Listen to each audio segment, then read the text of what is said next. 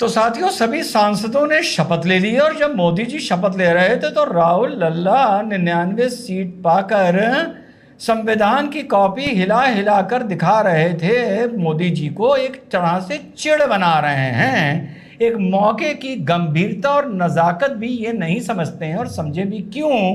क्योंकि अपने हिसाब से इन्होंने ऐतिहासिक प्रदर्शन किया है। जो 99 सीट जीती हैं, बांसुरी को भी लाख लाख बधाई और शुभकामनाएं, जो उसने संस्कृत में अपनी शपथ ली।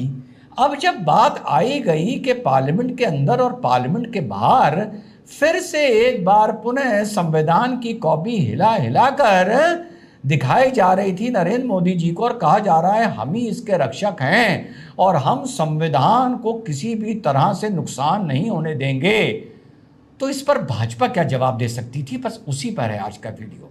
मजा आ जाएगा कसम खुदा।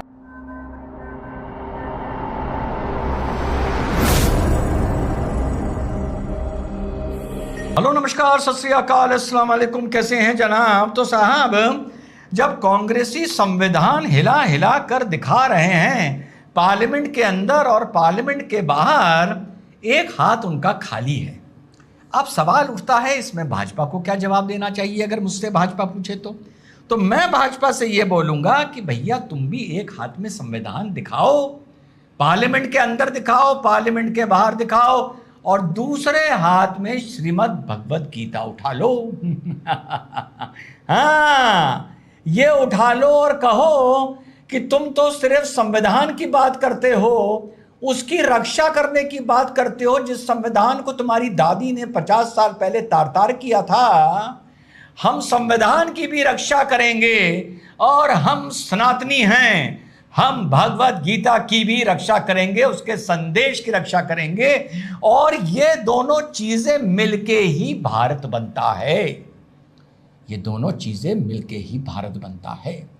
अब तुम अगर इससे सहमत हो तो भी ठीक है, और तुम इससे सहमत नहीं हो तो भी ठीक है। तो फिर सवाल उठेगा कि साहब, अगर आप संविधान एक हाथ में और श्रीमद् भगवत गीता दूसरे हाथ में उठाएंगे, तो फिर और कोई भी एक हाथ में संविधान और दूसरे हाथ में कोई अपनी किताब उठा लेगा, तो उससे कहा उठा लो, उठा लो भाई। वो तो तुम्हारे कभी ना होंगे, वो उनका वोट तो तुम्हें कभी नहीं मिलेगा। तो तुम्हें वोट चाहिए इनका, और ये संदेश भी चाहिए। और भैया, अगर नए भारत की ये पहचान है तो प्राचीन भारत की और भारत के अस्तित्व की ये पहचान है।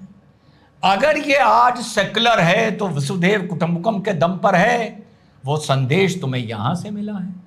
अगर भारत में इस संविधान के चलते न्याय है तो इस न्याय को ऊर्जा यहां से मिली है। तो भैया, हम तो इन दोनों को अपने से दिल से लगा के रखेंगे। तुम्हें संविधान के साथ जो भी दिल से लगा के रखना है रखो यार।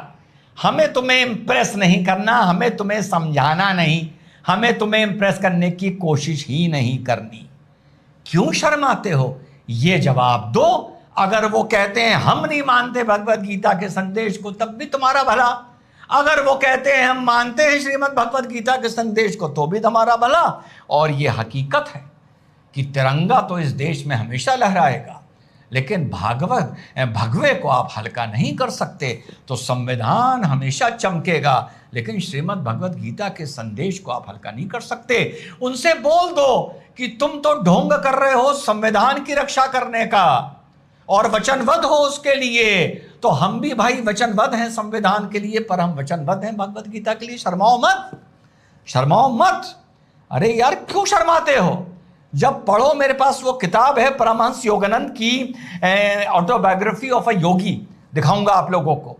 वो किताब है जो स्टीव जॉब नीम करोली बाबा से मिलने आया था और उनका देहांत हो चुका था, लेकिन स्टीव जॉब ने अपने मित्र से कहा यार मैं उसके बावजूद भी उनसे मिला, उन्होंने मुझे संदेश दिया। और चटाई बिछा के जब स्टीव जॉब अपने कमरे में था तो कोई टूरिस्ट इस किताब को छोड़ गया था, तो स्टीव जॉब ने ये किताब पढ़ी। स्टीव जॉब ये किताब लेकर गया और उसके मित्र ने किताब में लिखा कि मरते वक्त स्टीव जॉब के आईपैड में यही किताब थी जिसको वो बार बार पढ़ता था। और स्टीव जॉब ने कहा था भारत जाकर, शुरू में तो उसने कहा था गर्मी से गरीबी से परेशान हो गया, लेकिन जब लौट के स्टीव जॉब गया तो उसने कहा भारत ने मुझे सिखाया कि इंट्यूशन पर कैसे काम होते हैं। और मैंने भारत जाने के बाद ही सोचना शुरू किया कि मैं अपने इस दिमाग से क्या क्या कर सकता हूं। तो क्यों शर्माते हो? मत शर्माओ, ना देश के अंदर शर्माओ ना देश के बाहर शर्माओ। तुम सनातनी हो, तुम कहो तुम संविधान को मानोगे लेकिन भागवत गीता को साथ लेकर चलोगे। क्यों शर्माते हो यार? दुनिया में लोग नहीं कहते कि हम भी इसको लेकर चलेंगे, हम भी उसको लेकर चलेंगे। ठीक, ये दो आंखें हैं तुम्हारी, एक संविधान है, एक श्रीमद् भगवत गीता का संदेश है। जब मिडिल ईस्ट से नेता आते हैं, जब कंडूरा पहन के आते हैं, वो अरबी ड्रेस पहन के आते हैं, तो तुम लोगों को कुछ ऑड लगता है? तुम लोगों को बुरा लगता है? भाई मुझे तो नहीं लगता, तुमको भी नहीं लगता होगा। सऊदी के और यूएई के और मिडिल ईस्ट के शेख जब यूएसए और यूरोप और बाइडेन से मिलने यहां जाते हैं, अपनी परंपरागत पोशाक में जाते हैं, तो कुछ बुरा लगता है? जब ईरानी आते हैं इंटरनेशनल कॉन्क्लेव्स में और यूनाइटेड नेशन में अपनी ड्रेस में आते हैं, बुरा लगता है?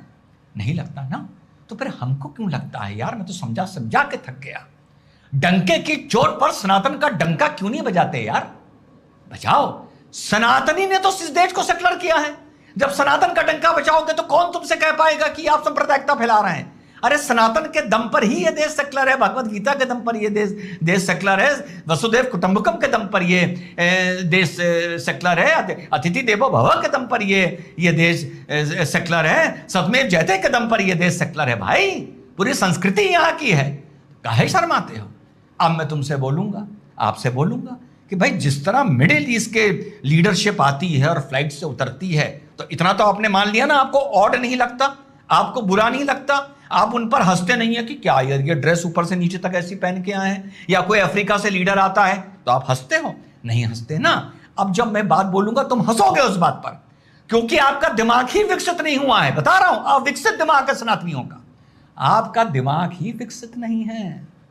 अब मैं कहूं हमारे जयशंकर जी, हमारे फॉरेन मिनिस्टर जी स्लिम, दुबले, फिट फ्लाइट से उतर रहे हैं, धोती कुर्ता भगवा डाले हुए और तिलक लगाए हुए, तो आप लोग हंसने लगोगे। तो आप लोग हंसोगे। आप अरबी लीडर का कंडूरा देखकर नहीं हंसोगे, लंबी पोशाक देख के। आप अफ्रीकन का नहीं हंसोगे, चाइना से कोई आए, ताइवान से कोई आए, ड्रेस देख के आप नहीं हंसोगे। लेकिन आप मेरी इस बात पर हंसोगे, मैं कहूं भैया मोदी जी विदेश यात्रा पर जाएं, कुर्ता पजामा क्या? अरे कुर्ता पजामा तो बहुत बाद में आया है देश में, पहले तो धोती कुर्ता आया यार। धोती कुर्ता पहने, खूबसूरत सा भगवा साफा डालें, कहो अपनी पगड़ी भी पहने और शानदार तिलक लगाएं और फ्लाइट से उतरें। इस बात पर आप में से काफी परसेंट लोगों को परेशानी हो जाएगी, क्योंकि आपका दिमाग बचपन से इस हनक के साथ विकसित ही नहीं हुआ। आज ये शब्द इस्तेमाल कर रहा हूं, विकसित नहीं हुआ। सनातन की हनक को लेकर आप लोगों का दिमाग अंडर डेवलप्ड है, अंडर डेवलप्ड है। इसको एक बार डेवलप करके देखो। स्वामी विवेकानंद जी जब भाषण देने गए थे हिंदुज्म और सनातन के बारे में, तो क्या वो सूट पैंट पहन के गए थे? एक सिलसिला तो शुरू करो और उस सिलसिले में साफ कहो कि भैया हम प्रधानमंत्री हैं, जैसे आपने प्राण प्रतिष्ठा की, आपने कॉरिडोर का किया, उसका बड़ी अच्छी बात है, लेकिन आपको प्रतिदिन इस भावना को, हनक को जीना पड़ेगा। हनक को, वो लड़की तिरंगा लगा के गई, चल मुकदमा, बाहर निकल गुरुद्वारे से, स्वर्ण मंदिर से। अब तो मैं तो सुन रहा हूं कि भाई लोग मंदिर भी नहीं कहते उसको, सिर्फ गुरुद्वारा बोलते हैं। निकल बाहर, किया ना, क्या फर्क पड़ा? कोई फर्क पड़ा? ये लड़की गई, इसने एक योग कर लिया, तो सब कोई साहब मुझे लिख रहे थे, अरे साहब ऐसे कैसे कर सकते हैं, ये तो गलत है। मैंने कहा अच्छा, पूरे कायदे के कपड़ा पहन के थोड़ा सा योग कर रही है, कोई तमाशा नाच गाना नहीं कर रही है, तो ये भी गलत है। और जब लोग AK-47 लेके घूम रहे थे वो सही था, जब लोग मार के अंदर आके छुप जाते थे वो सही था, वो हीरो थे, वो नैतिकता थी, आज भी उनकी पुण्यतिथि बनती है। तो भैया ये भी एक तरह की हनक है। तो काहे भैया, जिस बाजार में रहो वैसी ही दुकान लगाओ, जिस महफिल में रहो वैसी ही डुगडुगी बजाओ, जहां पर गिटार बज रहे हैं वहां पर ढोलक नहीं बजेगी।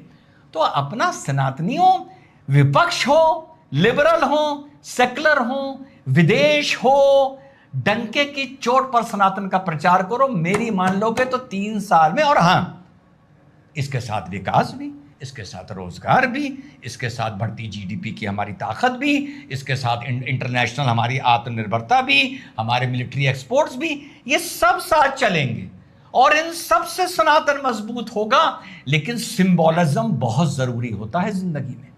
सिंबोलिज्म, मिशन भारत में हम चाहते तो बच्चों को नॉर्मल ड्रेस भी पहना देते ना, क्यों हमने कैमोफ्लेज पहनाई? कैमोफ्लेज हमने इसलिए पहनाई कि इनको मोहब्बत हो जाए कैमोफ्लेज से, और जब 10वीं क्लास के बाद हम इनकी कैमोफ्लेज उतरवा देंगे। मिशन भारत जब 10वीं क्लास तक चलेगा तो हम इन बच्चों से कहेंगे, बेटा 10वीं क्लास तक तो तुमको श्रीमान ने कैमोफ्लेज पहना दी, लेकिन अब अगर तुम्हें कैमोफ्लेज से मोहब्बत है तो तुम्हें इस फौजी ड्रेस के लिए पढ़ना पड़ेगा और मेहनत करनी पड़ेगी।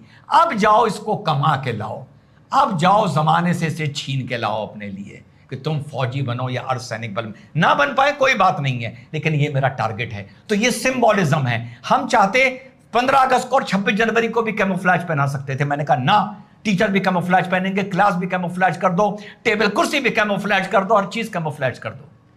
तो सनातनियों, आप अपने धर्म का सिंबॉलिज्म नहीं करते हो, और आपकी जो लीडरशिप है वो कहीं ना कहीं शर्माती है।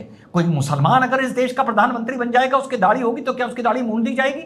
कोई मुसलमान इस देश का अगर प्रधानमंत्री बन जाएगा, उसको टोपी लगाता होगा तो उसकी टोपी उतरवा दी जाएगी। कोई सरदार इस देश का प्रधानमंत्री बन गया तो उसकी क्या पगड़ी उतरवा दी गई कि नहीं साहब ये तो सेक्युलर मुल्क है? नहीं उतरवाई गई ना।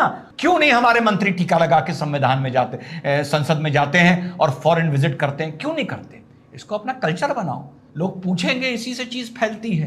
तो मेरे भाई, अगर सेक्युलरिज्म का, झूठे सेक्युलरिज्म का और इन जैसे विपक्ष का जो नौटंकी कर रहा है संविधान दिखा दिखा कर, वो ही इनकी हिम्मत देखो। 50 साल पहले इनकी दादी ने तार तार किया था इसी संविधान को, और वही तुम्हें संविधान दिखा रहे हैं। अरे इनकी हिम्मत को सलाम करो, और इनकी हिम्मत से और मेरी बात से अपने अंदर एक ऊर्जा पैदा करो, लगाओ तिलक। अरे एक बार मैंने कोऑर्डिनेटर से कहा था, अरे क्यों नहीं तुम तिलक लगाते हो? न्यूज रीडर से, अरे भाई तिलक कैसे लग सकते हैं? मैंने कहा अच्छा यार, तुम हिंदुस्तान में अगर टीवी के मॉडरेटर हो और एक डिबेट करवा रहे हो, बड़े अजीब हो यार तुम तिलक लगाने से, तुम बीइंग अ हिंदू तुम तिलक लगाने से डरते हो? ये तुम्हारी मानसिकता है, तुम्हारी एहसास से कमतरी है। इसको उर्दू में इंफीरियरिटी कॉम्प्लेक्स बोला जाता है। तो भैया उस भारत की कल्पना करिए, 3 साल में देखिएगा भारत की शान कहां से कहां पहुंच जाएगी। कहते हो विश्व गुरु बनेंगे, अरे विश्व गुरु हो, जरा ईमानदारी से ये देश काम करे और अपनी संस्कृति को टुटोले और अपनी संस्कृति को पहचाने। कल मैं आपको 2-4 दिन में आपको किताब दिखाता हूं लाइब्रेरी से निकालकर, अपनी वो ऑटोबायोग्राफी ऑफ अ योगी, और वो किताब भी मेरे पास है जिसको स्टीव जॉब पढ़ के, जो श्री रामदास ने लिखी थी, जिसको पढ़ के भारत आया था स्टीव जॉब, वो किताब भी दिखाऊंगा। सेजेस ऑफ भारत एक नई किताब आई है, मैंने उसमें फॉरवर्ड लिखा है, वो भी आप लोगों को कल दिखाऊंगा। ऐसी किताबें पढ़ो, बच्चों के घर में लाइब्रेरी बनाओ, बच्चों के सिलेबस से हटकर ये किताबें पढ़ाओ, घर में धोती लगाओ, टीका लगाओ, प्रधानमंत्री से कहो, फॉरेन मिनिस्टर से कहो, डिफेंस मिनिस्टर से कहो, अरे काहे शर्माते हो? सनातनी हो, प्राइम मिनिस्टर हो तो क्या हुआ? अरे पहले सनातनी हो, प्राइम मिनिस्टर बाद में हो, किसी के साथ बुरा ना करो। लेकिन तिलक लगा के धोती पहन के, कुर्ता पजामा क्या होता है बहुत बाद में आया है, धोती पहन कर जाओ।